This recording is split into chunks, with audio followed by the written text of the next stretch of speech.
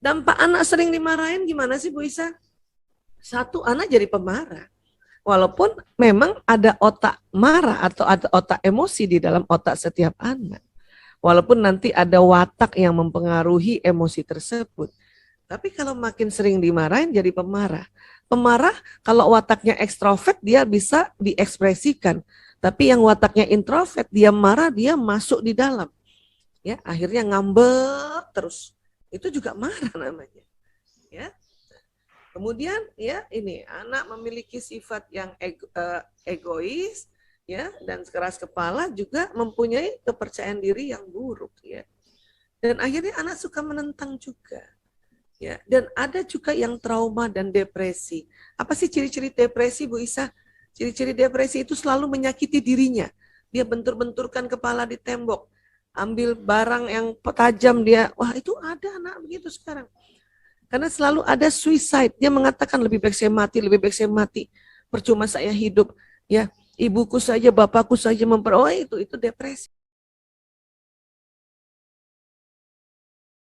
Depresi namanya. Ya. Nah, ini nih, nauzubillah min dzalik. Karena itu tadi dia melihat dan terekam di sini.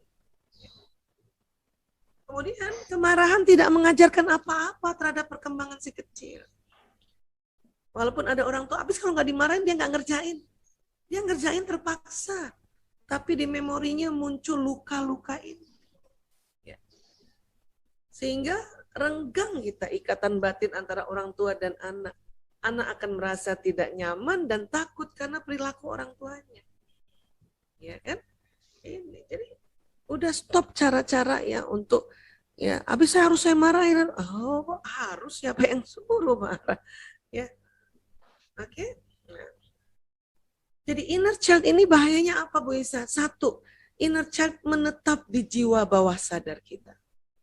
Ya. Dan kalau kita begitu sama anak kita juga, nanti dia menetap juga di jiwa bawah sadarnya. Nanti apa yang terjadi? Ya, cucu kita juga dibegitukan. Akhirnya siap sampai sekian turunan, ya itu jadi melakukan pola parenting yang toksik. Ya, auzubillah min dzalik. Kemudian inner child muncul dalam bentuk perasaan, pikiran, dan perilaku negatif yang terutama yang wounded inner child ini. Ya. Kemudian mempengaruhi pembuatan keputusan dan merespon masalah. Ya. Kemudian menghambat perkembangan diri sewaktu kita dewasa atau juga nanti sewaktu anak dewasa. Ya, sering muncul dan mengambil alih kendali dalam diri orang dewasa. Ya.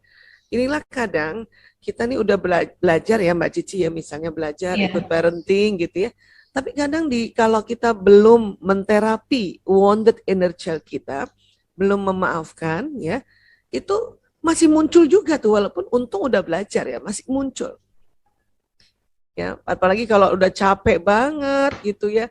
Kemudian anak-anak bertengkar terus misalnya ya sudah cara parenting dia pakai tapi kita masih ada memori toxic parents kita ini ya sehingga apa sehingga kadang ya teriak juga wah sampai akhirnya mukul lagi juga karena memori masa kecilnya masih belum lagi kita buka ikatannya ya. Masih lem Korea bisa ya. Iya benar. Kudu dilemesin. Iya, Masya Allah, inner diganti, child therapy. diganti jadi lem kanji, ya. Kalau lem Korea Masya bukan, Allah. ya. Kalau kanji Jepang ya, tulisan kanji. Jadi Korea lebih kuat ya. Kalau lem nasi gimana Bu Isa? Lem nasi tuh. Ya, lem nasi, harusnya jadi lem nasi aja, harusnya jadi lem nasi aja. Nah, jadi pengaruh inner child yang terluka atau wounded inner child dalam mengasuh anak itu satu ya emosi sering meledak-ledak. Ini basicnya sehingga kalau terlalu ekstrim itulah tadi hyperparenting dan akhirnya jadi toxic parents ya. Kemudian overprotective, over banget ya. Kemudian lagi membanding-bandingkan masa kecil dulu dengan sekarang. Hati-hati. Bunda dulu ayah dulu hati-hati itu mulai itu berarti ada inner child wounded inner childnya yang belum lagi di terapi itu atau belum lagi ya, anak-anak itu nggak suka dibanding-bandingkan ya, walaupun anak-anak seneng juga dengar cerita kita dulu ya nggak apa-apa kalau ibu-ibu dulu ibu gimana baru cerita ya ibu dulu ceritalah ya, waktu berangkat sekolah ya itu nggak bisa diantar dengan mobil pribadi, jadi harus ikut antar jemput, jam 5 aja udah dijemput karena rumah paling jauh gitu. Udah sampai situ aja. Yang nggak suka anak-anak, tapi kamu udah diantar pakai mobil pribadi, masih juga males bangun.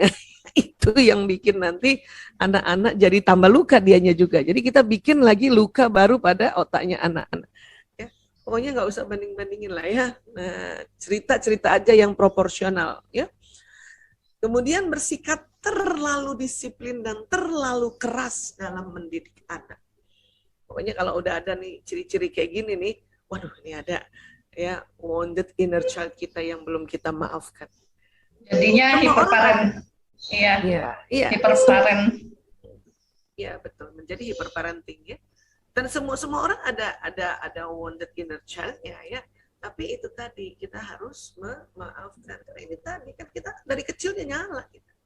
Ya, semua orang ada, tapi akui dulu gitu ya. Hingga nanti pada saat nanti ya kita sudah dewasa ini mengakui, kemudian memaafkan pengalaman masa kanak-kanak. Caranya gimana Bu Isa? Gampang. Pas waktu kita ingat, kok tiba-tiba aku ingat ya waktu kelas 1 SD diteriakin ibu ya karena terlambat pulang ya, misalnya gitu ya. Nah, itu bisa ada langsung saat itu juga kita lakukan terapi dengan ya, kalau kita lihat misalnya kita lagi nggak mengerjakan sesuatu yang urgent, langsung duduk langsung ya, ingat lagi peristiwa itu ya, berani ingat peristiwa itu ya, dan kemudian kita ya Allah, saya maafkan diriku ya Allah. Dan ingat siapa, lihat di peristiwa itu siapa yang bikin kita luka. Saya maafkan ibuku ya Allah, sebut namanya ibu ya.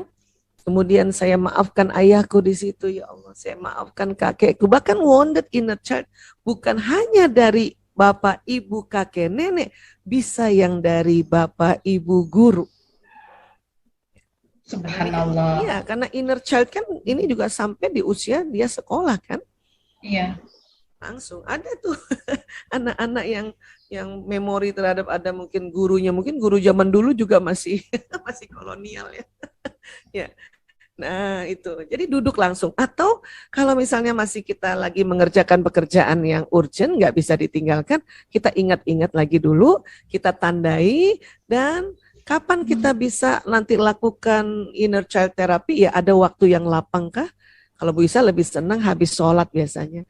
Kenapa? Karena rangkaian sholat itu sudah saling memaafkan, dan rangkaian sholat membuat otak kita terbuka masuk ke ranahnya subconscious. Karena tadi Bu Isa sudah bilang subconscious bukan hanya otak, bisa di badan.